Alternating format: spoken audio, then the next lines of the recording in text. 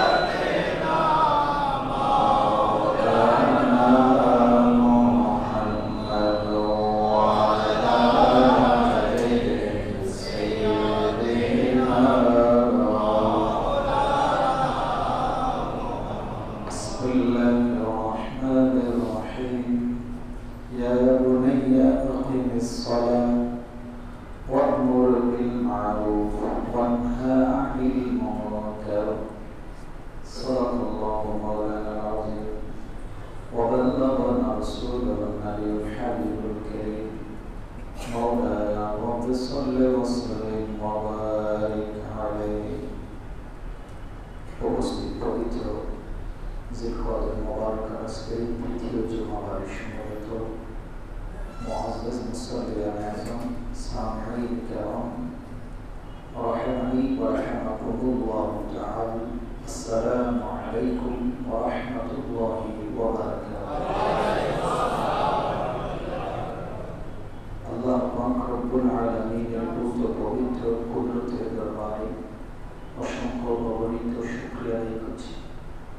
রব্বুল আলামিন আমাদেরকে পবিত্র এই হজের মাস, আশহুরুল হুরুমের মাস, জিলকদের মোবারক আজকের মোবারক এই জুমাবারে শরীর শামিল হয়ে একত্রে জুমার সালাত আদায় করার সুযোগ দিয়েছেন, তৌফিক দিয়েছেন। সবাই শুকরিয়া আদায় করি, বলি আলহামদুলিল্লাহ। হুজুর নবী করিম রাউফুর রহিম সাল্লাল্লাহু তাআলা আলাইহি ওয়াসাল্লাম মানবতার মুক্তির দূত, সৃষ্টি জগতের জন্য রহমত, সমস্ত কুল কায়নাতের জন্য যিনি রাহমাতুল লিল আলামিন, গুনাহগার উম্মতের জন্য যিনি শফিউল মুজতাহিদিন, নবী মুহাম্মদ রাসূলুল্লাহ সাল্লাল্লাহু আলাইহি ওয়াসাল্লাম নুরানি কদমে শরীফে সোনার মদিনায় লক্ষ কোটি দরুদ আর সালামের হাদিয়া রাসূল। মুআজ্জাজ মুসাল্লিয়ান আযম, হজের মাস, সেদিন আমরা হজের আলোচনার পাশাপাশি কিছু বিষয়, যেহেতু জুমার আলোচনা, সেখানে সামগ্রিক বিষয়গুলো তুলে ধরা, একজন ইমাম, একজন খতিবের ঈমানি দায়িত্ব। সেই হিসাবে আমি সূরা রহমান একটু আয়াতে কারীমার অংশ তেলাওয়াত করেছি। আল্লাহ পাক কোরআনে কারীমের সূরা রহমানের ইরশাদ করলেন, হযরত লোকমান আলাইহিস সালাম নিজের ছেলেকে উপদেশ দিতে গিয়ে বলছেন, ইয়া বুনাইয়া, হে আমার প্রিয় সন্তান, আকিমিস সালাহ, নামাজ প্রতিষ্ঠা করো, ওয়া'মুর বিল মা'রুফ, মানুষকে যতটুকু পারো সৎ কাজের আদেশ দাও, ওয়ানহা আনিল মুনকার, মানুষকে অসৎ কাজ থেকে সবসময় বিরত রাখার চেষ্টা করো, ওয়াসবির আলা মা আসাবাক, যখন কোনো বিপদ আসবে ধৈর্য ধারণ করবে। এই কথাগুলো হযরত লোকমান আলাইহিস সালাম নিজের সন্তানকে বলেছেন। এগুলো আল্লাহ পাক রব্বুল আলামিন কুদরতের জবানে লওহে মাহফুজের কোরআনে সংরক্ষিত করে রেখেছেন। এখন প্রশ্ন হতে পারে আপনাদের, কোরআন আগে নাকি লোকমান আলাইহিস সালাম আগে? বলেন, ভালো করে শুনে। লোকমান আলাইহিস সালাম কথাগুলো কাকে বলেছে? ছেলেকে। এখন লোকমান আলাইহিস সালাম আগে সৃষ্টি হয়েছে নাকি কোরআন আগে হয়েছে? কোরআনকে তো সৃষ্টি বলতেছি না। তার মানে বান্দা কখন কি বলবে, কি করবে, কে কি বলবে, কাকে বলবে, এগুলো রব্বুল আলামিন আগে থাকতে সেটিং করে রেখেছে। এখন আমি আপনি এখানে যে দাঁড়িয়েছি, বসেছি, আমরা যে এখানে আসবো, আগামী জুমায় কে আসতে পারবে না পারবে, এগুলো সব আল্লাহর কুদরতের এলমের মধ্যে কি আছে জানা। এবার একটা প্রশ্ন করি আপনাদেরকে, আমরা আল্লাহকে আলিমুল গায়ব বলি, আলিমুল গায়ব। আমরা প্রতিদিন সূরা হাশর পড়ার সময় বলি, হুয়াল্লাহুল্লাযী লা ইলাহা ইল্লা হু আলিমুল গায়বি ওয়াশ শাহাদাতি। আমরা পড়ি না? এখন কোরআন যদি আপনি রহস্য যদি বুঝতে চান, যারা কোরআন মহব্বত নিয়ে বুঝে আর কি, আর যারা এমনি নিজের স্বার্থের জন্য কোরআন বুঝে, তাদের জন্য আলাদা। আলিমুল গায়ব, তিনি অদৃশ্যের সমস্ত জ্ঞানের মালিক। একই কথা আল্লাহ বলছেন, ফালা ইউযহিরু আলা গায়বিহি আহাদা, তিনি তার এই অদৃশ্যের কথাগুলো, অদৃশ্যের জ্ঞানগুলো কাউকে জানান না, প্রকাশ করেন না, ইল্লা মানি তাদা মির রাসূল। এক্সেপশন, অ্যাকসেপ্ট, আল্লাহ বলছেন একমাত্র যাদেরকে আল্লাহ সিলেকশন করেছে নবুয়ত এবং রিসালাত দিয়ে, সেই নবীদের কাছে আল্লাহ সেই গায়েবের এলম প্রকাশ করেন। এটা আমার অর্থের মধ্যে কেউ যদি ভুল পায়, আমি তাকে বলবো সঠিক অর্থটা কি আমাকে বলবে, এর বাইরে যদি কোনো অর্থ থাকে। এরপরেও আমাদের অনেক ভাইয়েরা বিতর্ক করেন, মারামারি করেন, শিরিক বেদাতের ফতোয়া লাগাই দেন আমাদের উপরে। যখন আমরা বলি মহান রব্বুল আলামিনের দেয়া ক্ষমতা বলে আমার নবীও গায়েব জানেন, তখনই ওনারা বলেন শিরিক হয়েছে। এরকম অনেক কথা বলেন। আমি এখানে বিতর্কে যাচ্ছি না, জাস্ট আমার ভাইদেরকে বোঝানোর জন্য বলছি। আমার কথায় যদি আপনার কোনো সন্দেহ থাকে আপনি আমার সাথে বসে আলোচনা করেন, কিন্তু আপনি আমার সাথে মতের দ্বিমত হলে আমাকে ছুরি মারতে পারেন না। ইসলাম আপনাকে সে অথরিটি, আপনি একটু খেয়াল করেন। এখন আলিমুল গায়ব আল্লাহ। আচ্ছা বলেন তো আল্লাহর কাছে গায়ব কি? আমার বলেন তো আল্লাহর কাছে কোন জিনিসটা গায়ব? বলেন। পৃথিবীতে কোনো আলেম বলতে পারবে আল্লাহর কাছে এই জিনিসটা গায়েব আছে? যা হয়েছে, যা হচ্ছে, যা হবে, কোনোটাই মহান রবের কাছে গায়েব। এই কথা আপনি আমি সবাই বিশ্বাস করি। যদি বিশ্বাস না করি তাহলে ইমানদার হতে এমনি বলতে পারবো লা ইলাহা ইল্লাল্লাহ বলেছি, মুসলমান হয়েছি। কিন্তু যদি আপনার ভিতরে বিন্দুমাত্র সন্দেহ থাকে যে আল্লাহ এটা হওয়ার পূর্বে জানতেন না, হওয়ার পরে জানেন, যে এইরকম যদি কারো ইমান হয় সে বেঈমান। সে কি? যদিও সে নামাজ পড়ে, যদিও সে রোজা রাখে, যদিও সে দিন কায়েমের কাজ করে, কিন্তু আল্লাহ সম্পর্কে ধারণা। এখন আসে মহান রবের কাছে কোনো জিনিসই কি নাই, গায়েব নাই। এখন প্রশ্ন হচ্ছে আল্লাহ নিজে বলছেন আলিমুল গায়ব, তিনি সমস্ত গায়েবের অদৃশ্যের জিনিসের জাননেওয়ালা, এলম রাখনেওয়ালা। আসেন গায়েব কি? এখানে বোঝার বিষয় হচ্ছে মহান রবের কাছে কোনো গায়েব নাই, গায়েব সৃষ্টির কাছে। গায়েব কার কাছে? যেমন আমি আপনি, আমাদের মসজিদের এই পশ্চিমে লাগানো কবরস্থান আছে না? আছে তো? এই কবরস্থান কত দূরে আছে? বহুত দূরে না? কি বলেন? মসজিদের এদিকে দরজা থাকলে হ্যাঁ দেওয়ালের ঘরে।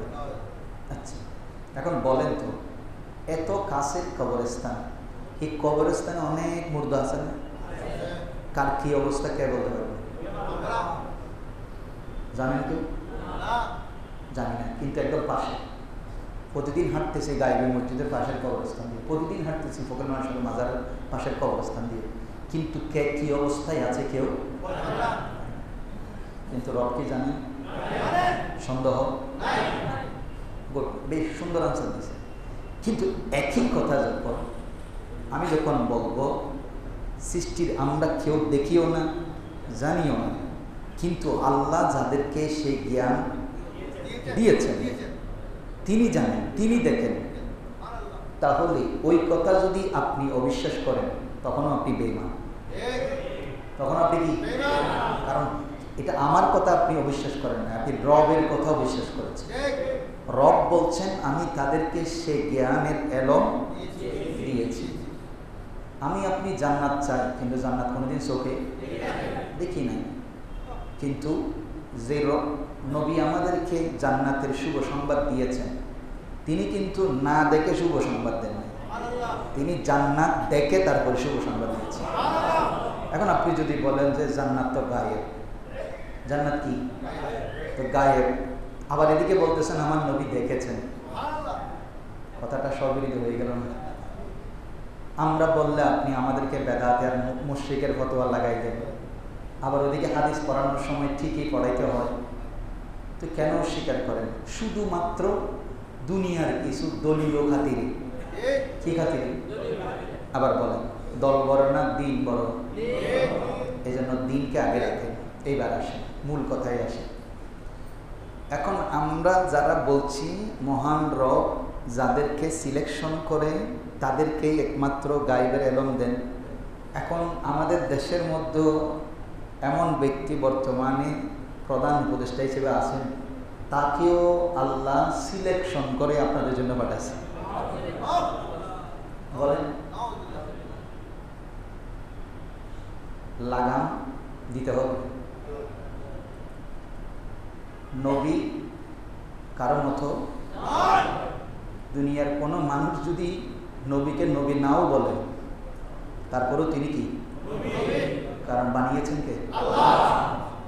রসুলকে যদি আপনি দুনিয়ার সমস্ত কাফের লা ইলাহা ইল্লাল্লাহ মানেন, আল্লাহ রব, কিন্তু মুহাম্মদুর রাসূলুল্লাহ সাল্লাল্লাহু আলাইহি ওয়াসাল্লাম আমার রসুলকে যদি রসুল পৃথিবীর সমস্ত খ্রিস্টান নাস্তিকরা নাও মানে, তারপরেও আমার রসুল, কোনো সন্দেহ নাই। কারণ এই সিলেকশন কার? আল্লাহ। দুনিয়ার কোন ব্যক্তি যদি নবী রসুলের উপর ঈমান নাও মানে, তারপরেও তিনি কি? তিনি রসুল। কিন্তু দুনিয়ার কোন নেতাকে আমরা কি বলতে পারবো আল্লাহ নিজে এনে ওনাকে নবী রসুল যেভাবে বানাই দেয়, ওনাকেও সেইভাবে আল্লাহ বানিয়ে বাংলাদেশের জন্য বানিয়েছেন, ওনার বিরোধিতা করা হারাম? আবেগ আর ঈমান, আপনি কোন দল করেন ডাজন্ট ম্যাটার। ঈমান আগে, ঈমান আগে। দল আপনারা বেহেশতে নিয়ে বরঞ্চ জাহান্নামেও নিয়ে যেতে পারে, আছে না? কিন্তু ঈমান আপনাকে কি নিবে? কোনো সন্দেহ? আমলের মধ্যে যদি কোনো ত্রুটি থাকে, ভুল ত্রুটি থাকে, এটা যদি রব চায় মাফ করতে পারেন, কিন্তু ঈমান যদি না থাকে, গাট্টি ফুরাই আমল করলেও কোনো লাভ হবে না। এজন্য বলছি, অনেকেই আমরা দেখি কোনো একজন সুন্নি আলেম কোনো একটা কথা বললেই আল্লাহর ওলির পক্ষে, সেটারে মোটামুটি ফেসবুকে শেয়ারের পেদা দিয়ে দুই ফেলে। কিন্তু এত বড় একটা কুফরি কথা, আমি বলছি কুফরি কথা। কি কথা? কুফরি কথা। একজন সাধারণ মানুষকে নবী রসুলের মতো করে তুলনা করা, এটা ডাইরেক্ট কুফরি। ডাইরেক্ট কি? কুফরি। এই কুফরি কথাকে যারা মানে, স্বীকার করে এবং এটাকে রাইটস বলেছেন, এই কথা যারা বলে তারাও সেই কি দিকে। এই জন্য বলছি ঈমান আকীদা সংশোধন করুন। এইবার আসেন, বাংলাদেশে 5ই আগস্টের পরে 2024 সালের বিভিন্ন বিষয়ে সংস্কার করা হচ্ছে। কি করা হচ্ছে? সংস্কার করা হচ্ছে। তার মধ্যে একটা সংস্কার হচ্ছে নারী কমিশন, নারী সংস্কার কমিশন। কি সংস্কার? নারী সংস্কার কমিশন। গত 19শে এপ্রিল 2025 উপদেষ্টা মহোদয়ের কাছে নারী সংস্কার কমিশন কর্তৃক 318 পৃষ্ঠার একটা প্রতিবেদন জমা দেওয়া হয়েছে, প্রস্তাবনা সহ। কয় পৃষ্ঠা বললাম? ভালো করে খেয়াল করবেন, চোখ কান খোলা রাখবেন। মুসলমান ঘুমিয়ে থাকার সময় নেই। যে যেভাবে পারছে দাড়ি টুপি রেখেও ধর্মকে ব্যবহার করছে, আবার কপালের মধ্যে টিপ লাগাইও কি করছে? ধর্মকে ব্যবহার করছে। যার যেই রকম সুবিধা, যখন যেই দলে থাকি সেই মতো করে এখন ধর্মকে কি করা হচ্ছে?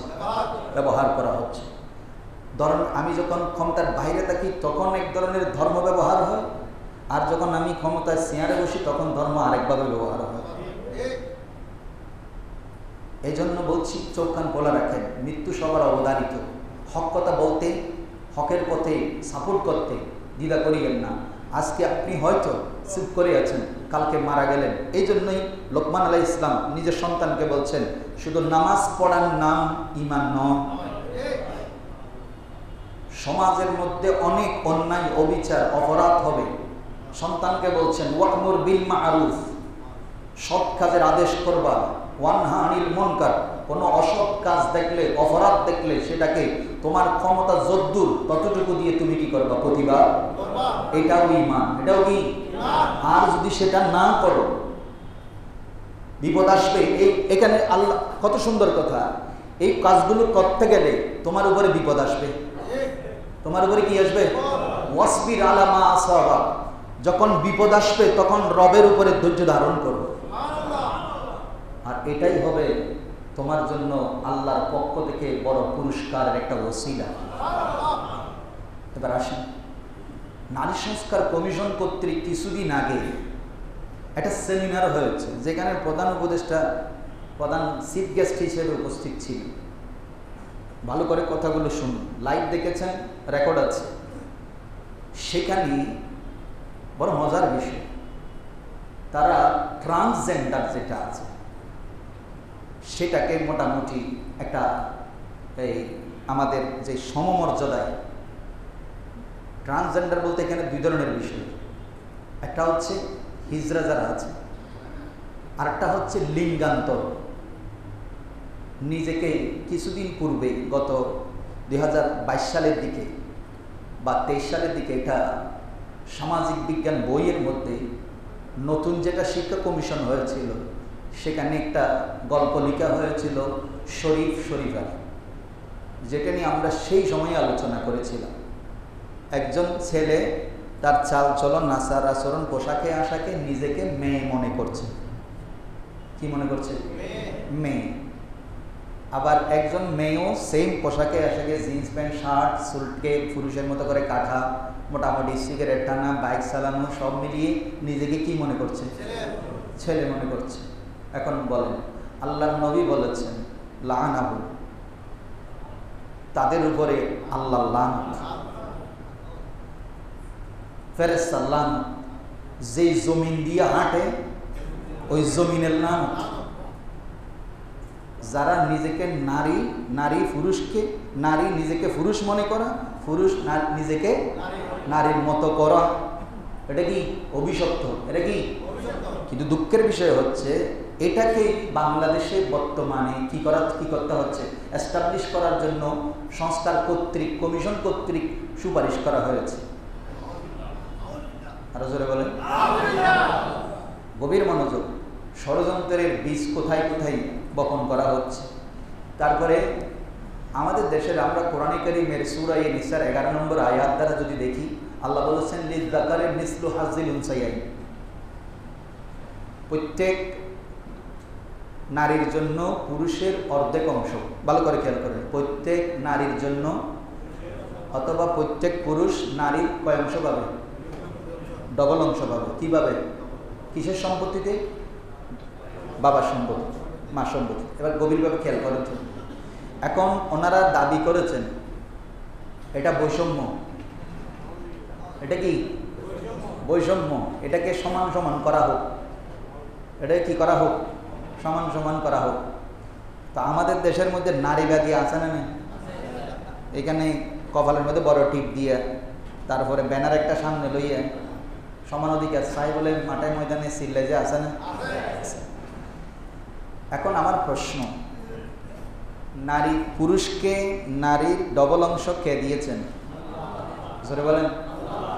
এটার মধ্যে হাত দিচ্ছে কে? ভালো করে খেয়াল করবেন। এবার আসেন, বলা হচ্ছে আমাদের দেশের মধ্যে এই দৌলত দিয়ে আছে না, দৌলত দিয়ে, এটা কি জন্য সবাই জানেন তো? অনেকেই জানেন না। জানি, আমি জানাই, জানানোর দরকার আছে। যেটাকে একদম একদম সহজ ভাষায় যদি বলি, যৌনপল্লী।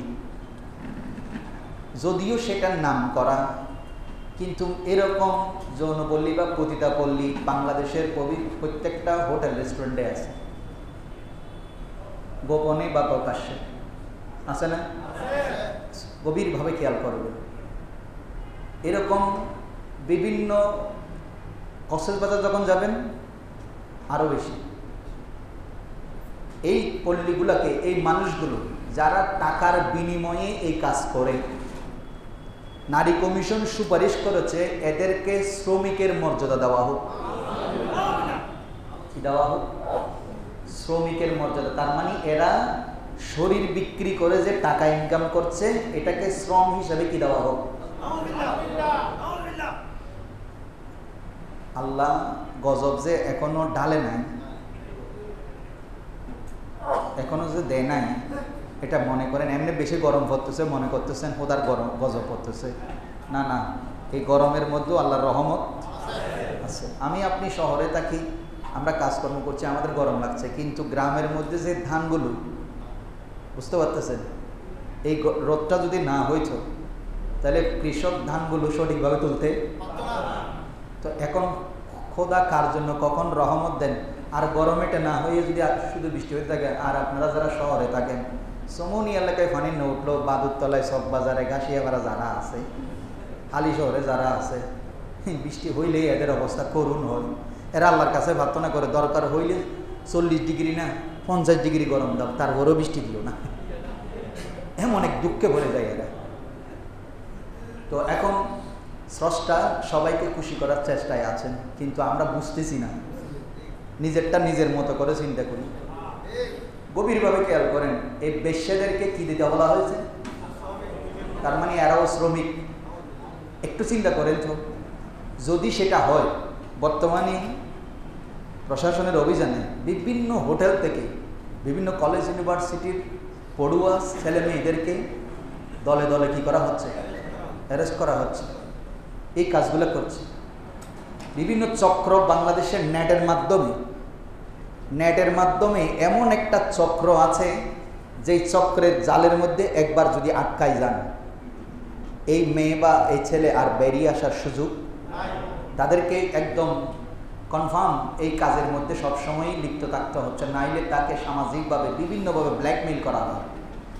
এখন আপনি যদি সেটাকে, কমিশন যেটা সুপারিশ করেছে, সেটাকে যদি আপনি বাস্তবায়ন করেন, তাহলে আপনার, আমার পরিবার, আমার মেয়ে নিরাপদ আছে? আর কারণ তারা মনে করবে, ও আরো একটা জিনিস বলেছে, শরীর আমার, স্বাধীনতাও আমার। এখানে বলা হচ্ছে শরীর আমার, শরীরের স্বাধীনতাও। অথচ আল্লাহর কোরআন কি বলছে? আলা লাহুল খালক ওয়াল আমর, সৃষ্টিও আল্লাহ, বিধান চলবে কার? আল্লাহ। কিন্তু তারা বলছে কি, শরীর আমার, আমার শরীর কিভাবে ব্যবহার করবো এটাও। নাউজুবিল্লাহ, জোরে বলেন আস্তাগফিরুল্লাহ। তার মানে পুরোটাই কোরআন সাংঘর্ষিক। এখন বলেন, স্রষ্টা যে বিধান দিয়েছেন, এটা কি মানব জাতির জন্য কল্যাণ না অকল্যাণ? এবার আসেন, যদি আপনি এদেরকে লাইসেন্স দেন, এরাও শ্রমিক, এরাও শ্রমের বিনিময়ে, কারণ আমরা মাথায় ইট তুলে বিল্ডিং বানাই, তারপরে মেশিন ঘুরাই, সারাদিন মাঠে কাজ করি, সেটা যেমন শ্রম, এই মেয়েরাও নিজের শরীরকে বিলিয়ে দিয়ে কি করছে? টাকা ইনকাম করছে। এইটারে যদি আমাদের শ্রমের সাথে মিলানো হয়, শ্রমের মর্যাদা দেওয়া হয়, তাহলে বাংলাদেশে গাড়িতে উঠলে মাঝের মধ্যে অনেক সময় গাছ থেকে নামি মোবাইল নেই, ওয়ালেট নাই, মানিব্যাগ নাই, রাস্তাঘাটে ধরি টাকা পয়সা নিয়ে ফেলতেছে। এরাও তো শ্রমিক, কি বলেন? ওমা, অনেক রিস্ক না এটা।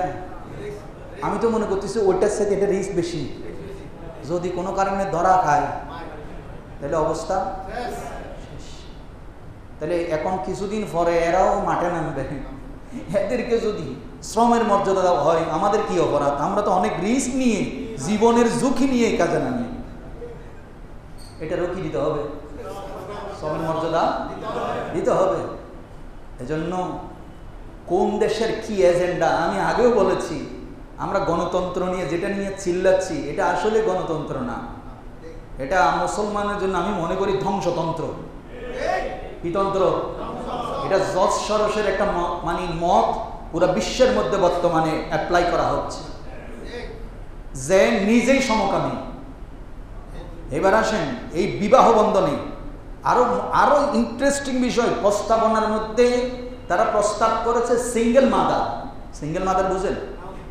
কোন একটা মেয়ে কোন একটা ছেলের সাথে কি করেছে? সম্পর্ক করেছে, সেখান থেকে সন্তান জন্ম নিয়েছে। এখন মেয়েটার সাথে বৈবাহিক সম্পর্ক নেই, কিন্তু বাবাও স্বীকার করে না, ছেলে ছেলের জায়গায় চলে গেছে, মেয়ে মেয়ের জায়গায় চলে আসছে। এখন ওই ছেলে বড় হচ্ছে, পরিশেষে এটার পরিচয় কি হবে? বাবা তো নাই, বাবা তো নাই, তো এখন প্রস্তাব করা হয়েছে বাবার পরিচয়ের দরকার নাই, যেভাবে ওয়েস্টার্ন কান্ট্রিগুলোতে এই কাজ করা হয়। মাদারের পরিচয়ে পরিচিত হবে, সিঙ্গেল মাদার মানে বাবার দরকার নাই, মা যেখান থেকেই নিক সেলেক্ট করা হবে মার পরিচয়। নাউজুবিল্লাহ, জোরে বলেন। খোদার গজব কাছাই আসতেছে, কাছাই আসতেছে। উদ্ভট প্রস্তাবনা। তারপরে বলা হয়েছে কোনো মানুষ যদি হত্যাদণ্ডের অপরাধ করে তাকে মৃত্যুদণ্ড দেওয়া, ফাঁসিতে ঝুলানো, এটা নাকি অমানবিক অপরাধ। কি অপরাধ?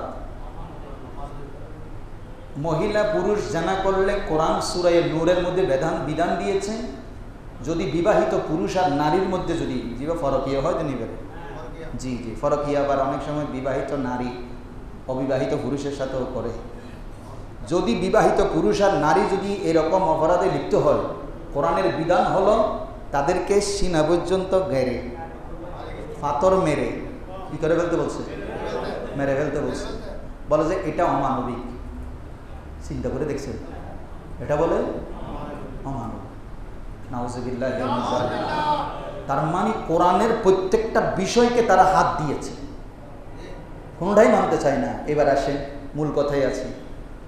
তারপরে বলেছে বিবাহ তালাক, ভালো করে শুনেন, বিবাহ তালাক এই সম্পত্তি মিরাস এগুলোর মধ্যে ইসলাম এবং অন্যান্য ধর্ম নারীদের উপরে জুলুম করেছে, বৈষম্য করেছে। কি বৈষম্য? তালাক দিতে পারে শুধু কারা? ছেলেরা।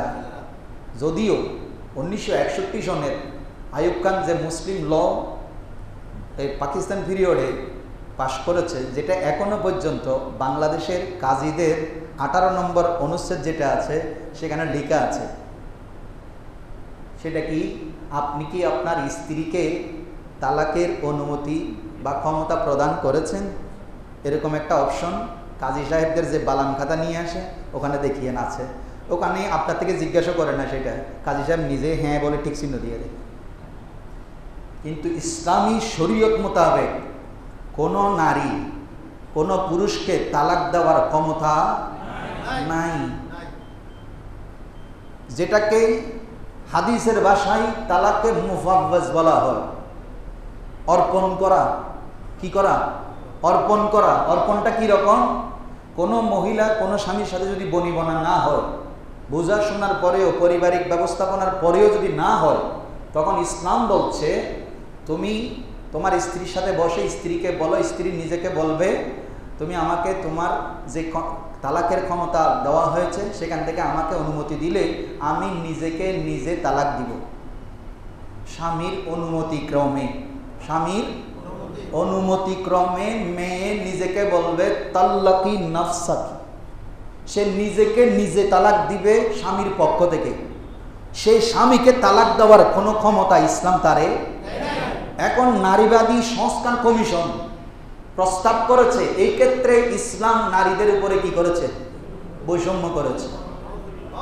আপনি একটু খেয়াল করেন তো কোরআন কি বলছেন, ওয়াতুন নিসাআ সাদকাতিহিন্না নিহলা, তোমরা বিবাহের সময় তোমাদের স্ত্রীদের দেনমোহর সন্তুষ্ট চিত্তে প্রদান করো। কি করো? দেনমোহর বর্তমানে সর্বনিম্ন হতো, হ্যাঁ 10ই কমন, 10। আমি তো গত কিছুদিন আগে এই মসজিদে আসরের সময় আদ্য করাইছি প্রায় 25 লাখ টাকার কাজ। আমার আদ্য, আমি এই ছোট বয়সে আদ্যর সর্বোচ্চ দেখেছি 1 কোটি 1 টাকার কাবিনও দিয়েছে। 1 কোটি 1 টাকা তাহলে কে দিছে? বলে না, না দিক, লিখছে কার পক্ষ থেকে? তাইলে যদি সমান অধিকার হয়, কি হয়? ছেলে যদি 1 কোটি টাকা দেয়, মেয়ের থেকেও কি দিতে হবে? হ্যাঁ, আইয়ের লাইনে আসেন। প্রত্যেকটা ক্ষেত্রে এরকম হবে। গভীর মনোযোগ।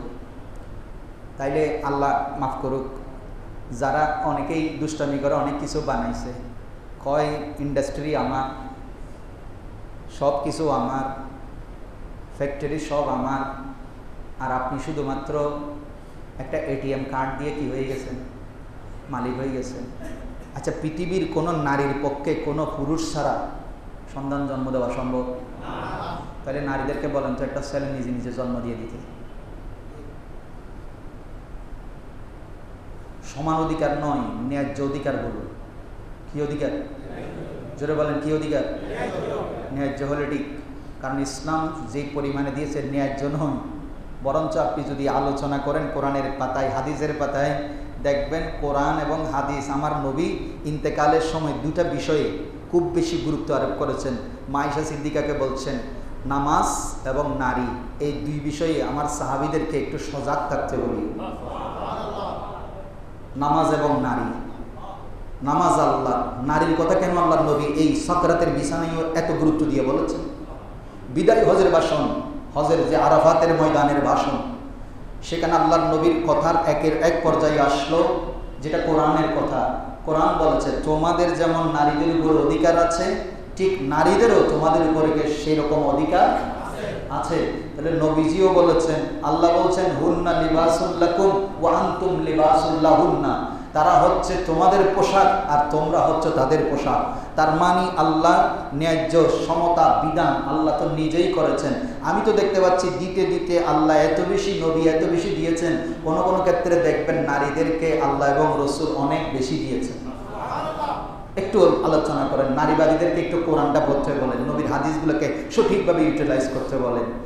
যখন কোনো সাহাবী এসে জিজ্ঞেস করলো ইয়া রাসূলুল্লাহ, আমার সবচেয়ে বেশি দুনিয়াতে হসনে খুলবা, সুন্দর আচরণের অধিকারী, আমার কাছে বেশি হক পায় কে আল্লাহ এবং রসুলের পরে? তখন বলছে তোমার মা।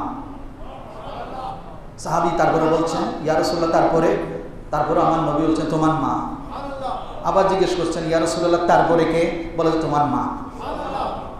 এরপরে বলছেন ইয়া রাসূলুল্লাহ তারপরে কে? বলে তোমার বাবা। এখানে কয় ভাগ দিছে? জোরে বলেন কয় ভাগ? বাবার কয় ভাগ? এখন সন্তানের লালন পালন থেকে শুরু করে মা দুধ খাওয়াই, দুধের এক ফোঁটা মূল্য আমরা দিতে, জোতা সেলাই করে দিল, 9 মাস মায়ের গর্ভে ছিলাম, সেই কষ্ট, সেই যন্ত্রণা, দুনিয়াতে আসা, দুনিয়াতে যে পরিমাণের ব্যথা সহ্য করে আমরা আসছি, তার 1 সেকেন্ডের ব্যথার দাম আমাদের জীবন দিয়েও আমরা দিতে, এগুলো সব। কিন্তু আমি আপনি আসলাম কোত্থেকে? আল্লাহ বলছেন ইয়া আইয়ুহান নাসু তাকু রাব্বাকুমুল্লাযী খালাকাকুম মিন নাফসিন ওয়াহিদা। আল্লাহকে ভয় করো, আল্লাহকে, যিনি তোমাদেরকে একজন মাত্র পুরুষ থেকে সৃষ্টি করেছেন। ভালো করে খেয়াল করেন, একজন মাত্র পুরুষ থেকে। ওয়া খালাকা মিনহা যাওজাহা, এবং সেই পুরুষ থেকে, মিনহা সেই পুরুষ থেকে, পুরুষের বডি থেকে তার স্ত্রীকে সৃষ্টি করা হয়েছে। এখন বলেন নারী আগে না পুরুষ আগে? আল্লাহ কোরআনে বলছেন আর রিজালু কাওয়ামুনা আলান নিসা, পুরুষ নেতৃত্ব দিবে কার উপরে? আজকে সমাজের মধ্যে, দেশের মধ্যে যেখানেই বলেন এত অরাজকতা, এত বিশৃঙ্খলা কেন জানেন? সঠিক নেতৃত্বের অভাব। পরিবারের কর্তা যখন সঠিকভাবে পরিবার সুন্দর করে মেনটেন করতে পারে না, তার অন্যতম কারণ হচ্ছে আমাদের ভিতরে ইসলামের যেই ব্যবহার, সেটার খুব অভাব দেখা দিয়েছে। এই যেমন আমরা আজকে পশ্চিমাদের সেই বস্তা ভোঁসা, সেই সমস্ত সংস্কার আমাদের দেশে আমরা প্রস্তাবনা করছি, অথচ আমার সামনে কোরআন আছে। আমার সামনে কি আছে? মুসলমানের মেয়েরা এগুলার প্রস্তাব করছে। আশ্চর্য বিষয়। কি পেয়েছেন, কি দিয়েছেন? এখন বলেন নারীর ভরণ পোষণের দায়িত্ব কার? আপনারা এখানে যারা আছেন, বিয়ে শাদী করছেন, যারা ছোট বাচ্চা আছে, যারা হাত চলিয়ে না, যারা বিয়ে শাদী করছেন, কার ঘরের বউ আপনার সংসার চালাই বলেন তো? একজন হাত তুলুন। একজন রিক্সাওয়ালাও নাই, আপনার বউ আপনার সংসার চালায়।